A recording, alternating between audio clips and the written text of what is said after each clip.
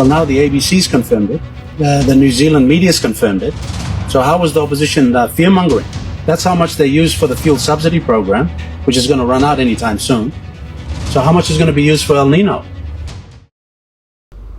The districts just have to be given their funds across the board. Opposition, government, this nefarious practice of selective warranting has to stop. We can't play party politics, and it's about people. So, like in the Highlands, they if they're going to be doing any sort of planting, they have to plant tapioca. They have to do that, and other drought-resistant crops that NARI has introduced.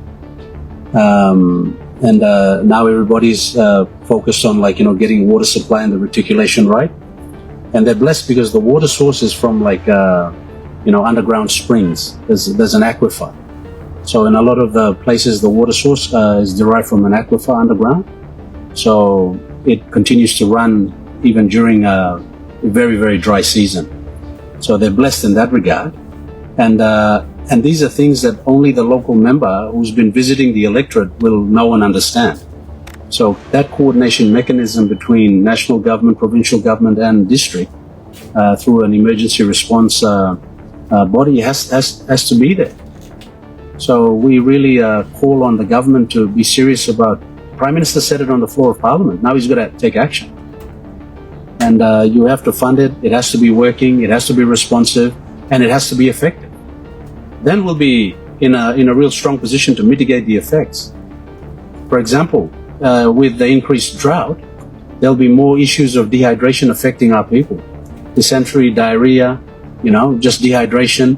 So when they go into the hospitals, there has to be supplies there, adequate supplies to help them, rehydrate, to get sufficient medication to help them with diarrhea, with dysentery, and whatever other issues that arise from a lack of water supply.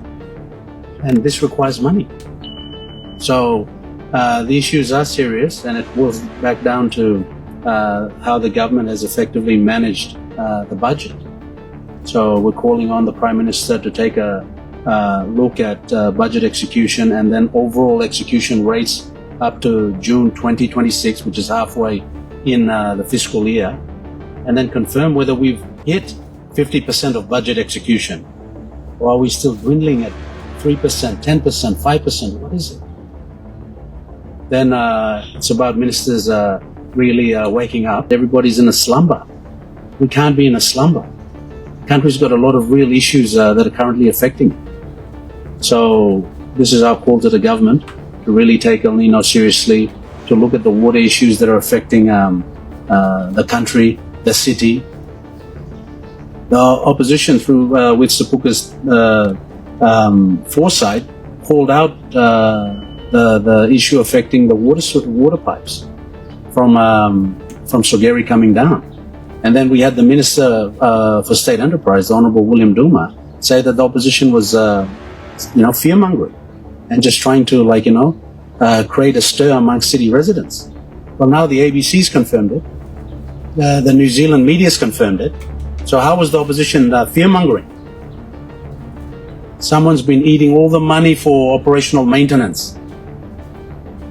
So this is why we can't allow corruption to continue, and we expect the Prime Minister to take a hard stance, and he can begin by sacking the Minister for Commerce and Industry and allowing an independent investigation involving the police and the Auditor General to come in and find out how $1 billion kina of the people's money was misappropriated. This is how serious it is. That's how much they use for the fuel subsidy program, which is going to run out anytime soon. So how much is going to be used for El Nino? And where's the funding for the national general elections? 10 months' time. It's not time to sleep. But everybody's running around like everything's all right.